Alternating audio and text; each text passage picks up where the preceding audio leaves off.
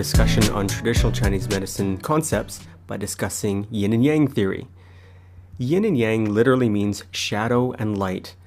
It's a concept that everything in nature is whole and a balance of yin and yang energy. It first appeared in the 6th century BC in the Book of Changes known as the I Ching. It's a Taoist philosophy and it's not religious, but it's based on the observations of nature. Yin and yang theory is the principal foundation of the entire universe. Everything in nature is a balance of opposite forces, and these forces are neither good nor bad, but they're just necessary to the existence of everything. Yang energy is considered to be male, hot, dry, bright, active, hard, moving, and it's associated with sun and the daytime and summertime. Yin energy is considered to be female, cool, wet, dark, quiet, soft, still, and it's associated with the moon, nighttime, and winter. There are three major concepts in yin and yang theory. The first is opposition.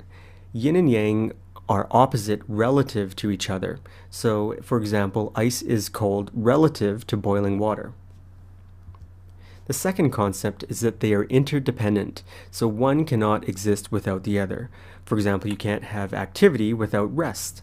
You will always have yin within yang and yang within yin. That's what those two dots represent. The third concept is the idea of transforming and interchangeable.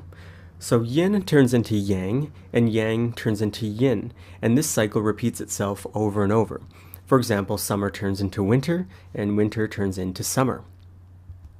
You can have 6 major imbalances with yin and yang, and the first would be yang deficiency, then yin deficiency, yin and yang deficiency, yang excess, yin excess, and yin and yang excess. And these all show up differently in the body. The word balance is used a lot in Chinese medicine, but balance is different than harmony. Balance is the first step towards harmony, and harmony is an ever-changing state of balance. When two elements are in harmony, their energies are not just equally proportioned, but they are blended together into a seamless whole.